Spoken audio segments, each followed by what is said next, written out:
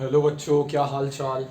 आज का टॉपिक अपन डिस्कस करने वाले हैं फिनाइल कीटोन्यूरिया, जिसको अपन PHU से भी जानते हैं।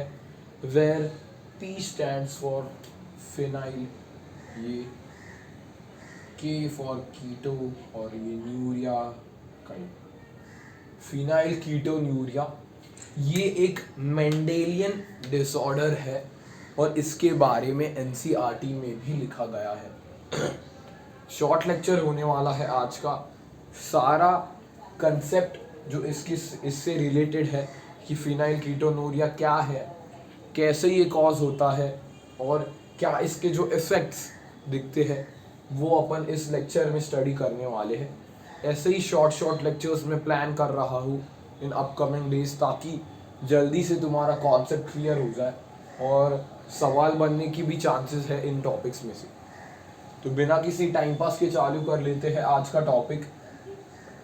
दिस इज आवर फेवरेट सा channel which is science samurai, so let us start the lecture.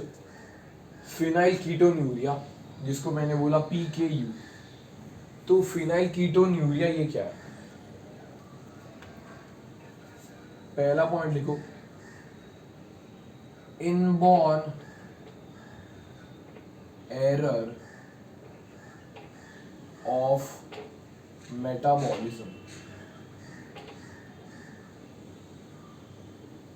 ये एक इनबॉर्न एरर है, जो मेटाबॉलिज्म का एरर जिसको अपन बोलते हैं कि सर्टन मेटाबॉलिक पाथवे में डिस्टर्बेंसेस आने के कारण, म्यूटेशन आने के कारण ये एक इनबॉर्न मतलब पहले से ही इनबॉर्न, यानी कि जस्ट जन्म लेने के बाद से ही इनबॉर्न, कंजेनिटल बोल सकते हो अपन, इनबॉर्न एरर ऑफ मेटाबॉलिज्म है।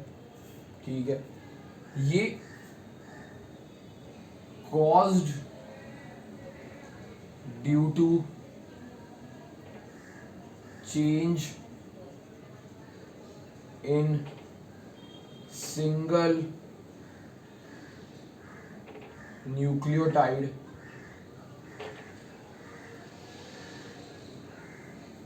caused due to change in single nucleotide। एक सिंगल न्यूक्लियोटाइड में चेंज होने के कारण ये होता है।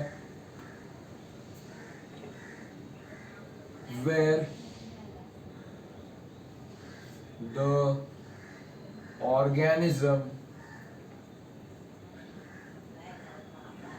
lacks an enzyme called phenylalanine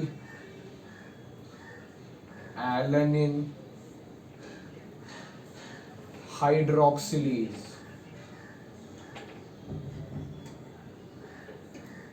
ये क्या हुआ? cause due to change in single nucleotide where the organisms lacks an enzyme called phenylalanine hydroxylase। एक सिंगल चेंज आ गया न्यूक्लियोटाइड के अंदर, जिसके वजह से उस ऑर्गेनिज्म में फिनाइलएलेनिन हाइड्रोक्सिलेज नाम का एंजाइम बना ही नहीं। फिनाइलएलेनिन हाइड्रोक्सिलेज नाम का एंजाइम बना ही नहीं। ठीक है सर, एंजाइम डायरेक्टली पूछ सकते हैं क्या है फिनाइलएलेनिन हाइड्रोक्सिलेज, अंडरलाइन कर लेते हैं। पूछ सकता है cause due to change in single nucleotide, inborn error of metabolism भी इसे बोला जाता है। एंड इट इज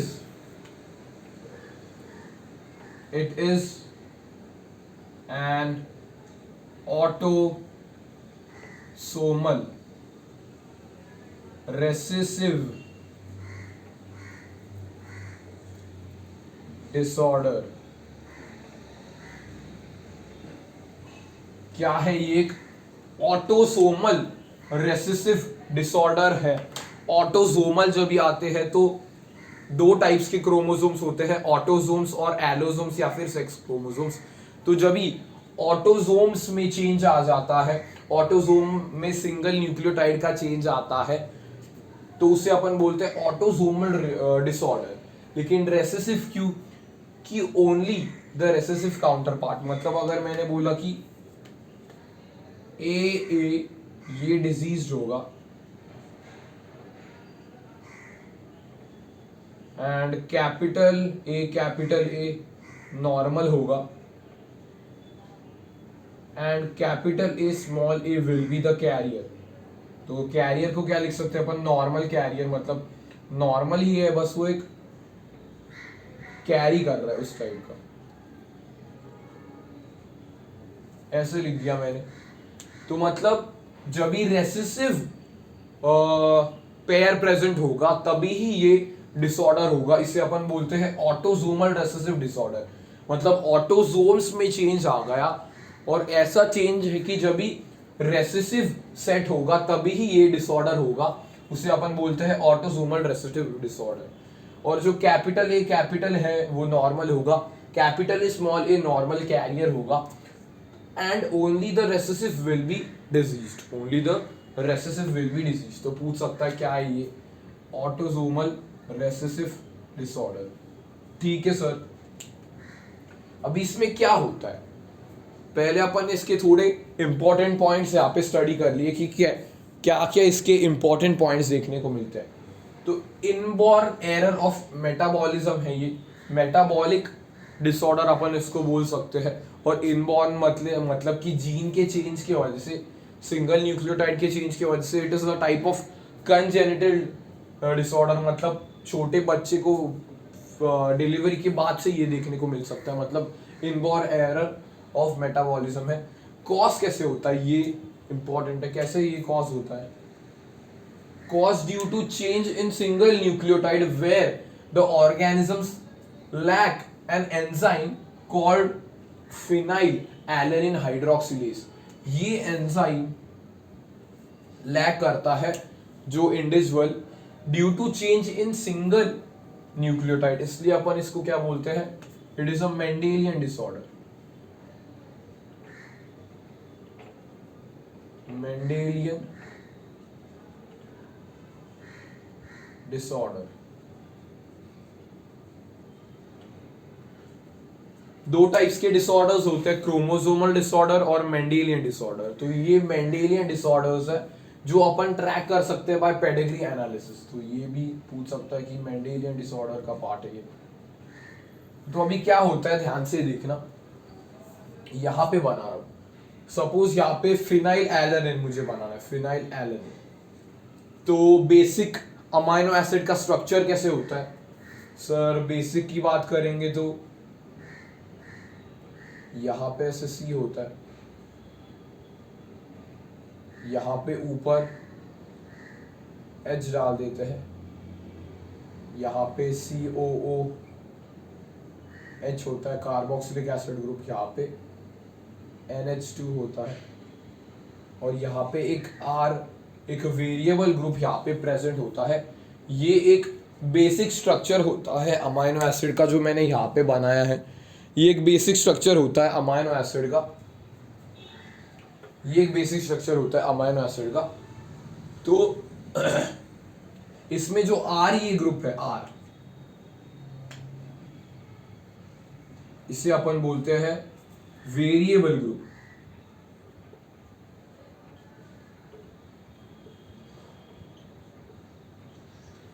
जो R है वो वेरिएबल ग्रुप होता है, बाकी ये स्ट्रक्चर ये सेम ही रहता है, बस R अपन वेरी करते हैं। अगर मुझे बनाना है फिनाइल एलानिन, फिनाइल एलानिन, तो मैं कैसे बनाऊंगा, देखो बनाने के लिए पूछ सकता है वो, यहाँ पे H डाल दिया, COOH, ये NH2, ये कांस्टेंट ही रहेगा। यहाँ पे एनालिन में क्या होता है सर, एनालिन में अपन यहाँ पे CH3 मिथाइल ग्रुप डाल देते हैं, इसे क्या बोलते हैं बेटा, अपन एनालिन इसको बोलते हैं।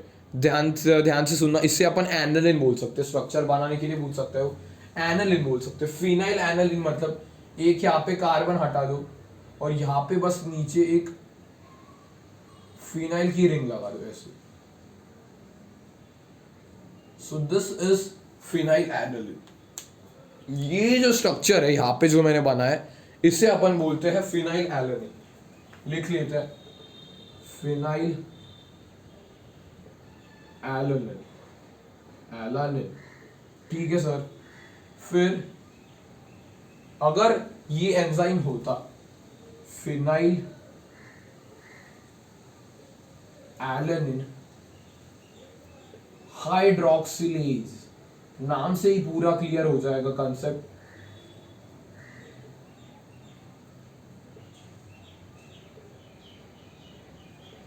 फिनाइल एलेनिन हाइड्रोक्सिलेज, हाइड्रो, हाँ यहाँ पे स्पेलिंग मिस्टेक हो गई, सॉरी बच्चों, यहाँ पे चेंज कर देना, हाइड्रोक्सीलेज, हाइड्रोक्सीलेज, क्लियर, यहाँ पे चेंज कर देना, ये स्पेलिंग मिस्टेक हो गई है। फिनाइल एलेनिन हाइड्रोक्सिलेज मतलब ये यहाँ पे बस एक हाइड्रोक्सियल ग्रुप अटैच करवाएगा। ये रब कर दो, इसकी जरूरत नहीं है, यहाँ का पोर्शन रब कर दी तो।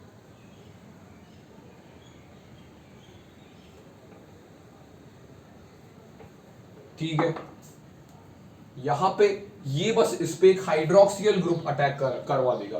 कैसे सर? ये दिखेगा पूरा structure, CH, COOH, NH2, and यहां पे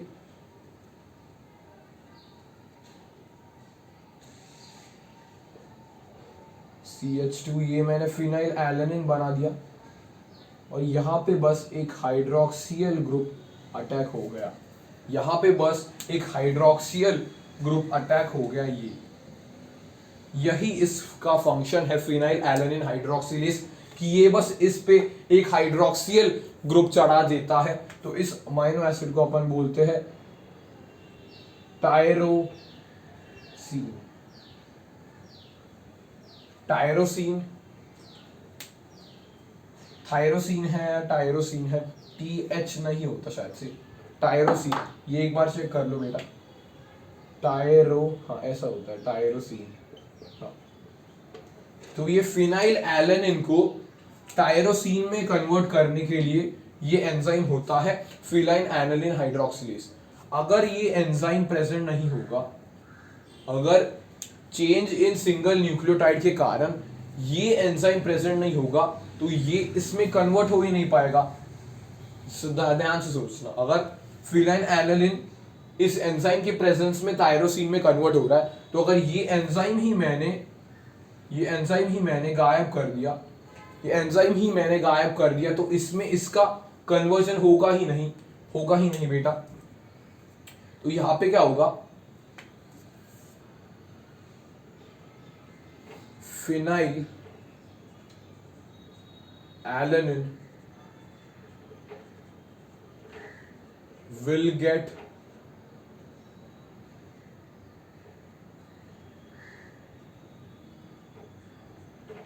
get accumulated। सिंपल सी बात है कि अगर इसमें कन्वर्ट ही नहीं हो रहा है टायरोसिन में, तो ये फिनाइल एलेनिन जो बना है, जो फिनाइल एलेनिन पहले से ही प्रेजेंट है, वो अक्यूमुलेट होना चालू हो जाएगा। हाँ सर, ये जो फिनाइल एलेनिन है ये अक्यूमुलेट हो जाएगा। ये पॉइंट्स नोट कर लिए क्या बच्चों? ये वाले रब कर दूं कि ये वाले पॉइंट्स ऊपर के, एक पेज में कंसोलिडेट करने की कोशिश कर रहा था, लेकिन थोड़ी अपने को स्पेस लगेगी, तो ये पॉइंट्स मिटा देता हूं।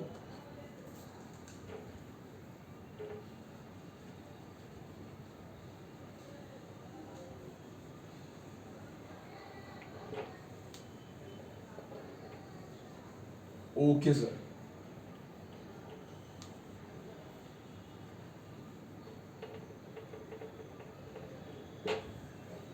मैंने क्या बोला, फिनाइल एलेनिन हाइड्रोक्सिलेज टायरोसिन में कन्वर्ट कर रहा था। मैंने बोला अगर ये enzyme due to change in single nucleotide बना ही नहीं, तो फिनाइल एलेनिन अक्यूमुलेट हो जाएगा। हाँ सर, बॉडी में अक्यूमुलेट हो जाएगा and will get converted into phenyl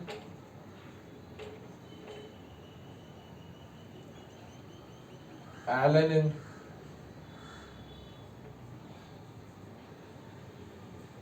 pyruvic acid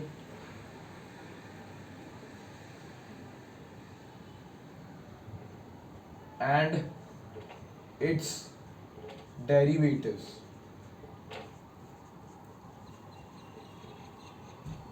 ये इसमें कन्वर्ट हो जाएगा, ये कन्वर्ट हो जाएगा, will be converted into phenyl pyruvic acid and it's derivative. मतलब क्या हुआ, फिनाइल एलेनिन वो अक्यूमुलेट हो जाएगा ज्यादा से ज्यादा बॉडी में और ये कन्वर्ट हो जाएगा into phenyl pyruvic acid and it's derivatives. ठीक है sir, phenyl pyruvic acid and it's derivatives में ये कन्वर्ट हो जाएगा। फिर उसके बाद ये क्या कॉज करेगा, causes mental retardation.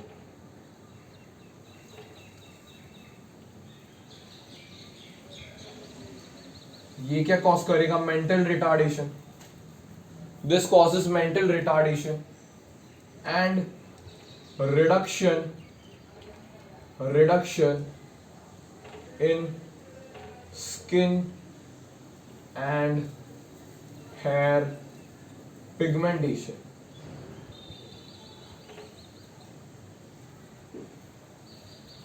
Reduction in hair and skin pigmentation ये cause करेगा।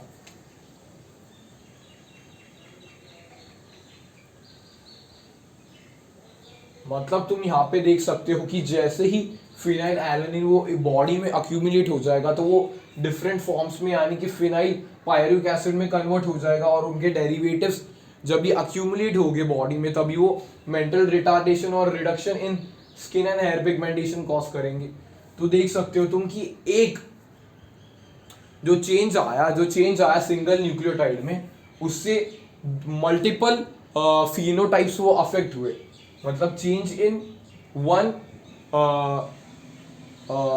change in one gene affects multiple phenotypes. तो ये this is also an example of pleiotropy तुम लिख सकते हो क्या सर?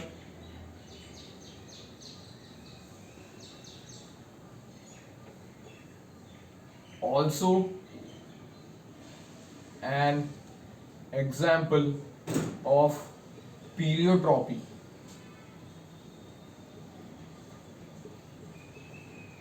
इसको तुम ऐसे भी बोल सकते हो कि ऑल्सो एन एग्जाम्पल ऑफ पीलियोट्रॉपी, क्योंकि एक चीज के कारण, एक चेंज के कारण मल्टीपल फिनोटाइप्स यहाँ पे अफेक्ट हो रहा है, मेंटल रिटार्डेशन हो रहा है, reduction in skin and hair pigmentation भी यहाँ पे हो रहा है। ठीक है सर। और एनसीईआरटी में एक लाइन दी है कि ये बॉडी में पुअरली अब्सॉर्ब होता है, इसलिए excreted out by the kidney. हाँ, in the form of urine ही एक्सक्रीटेड आउट हो जाएगा ये, पुअरली अब्सॉर्ब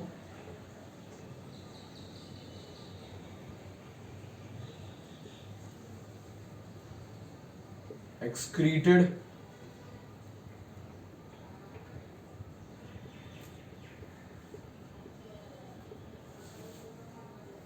through urine.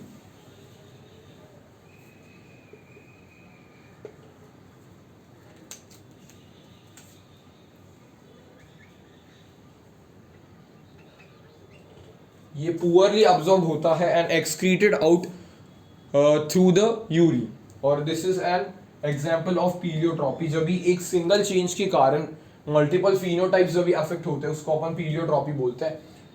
क्या बोला मैंने कि यहाँ पे सिंपल सी बात है, थोड़ा सा कचरा बुचरा हुआ होगा, बस इसको जूम करके देख सकते हो तुम सिंपली।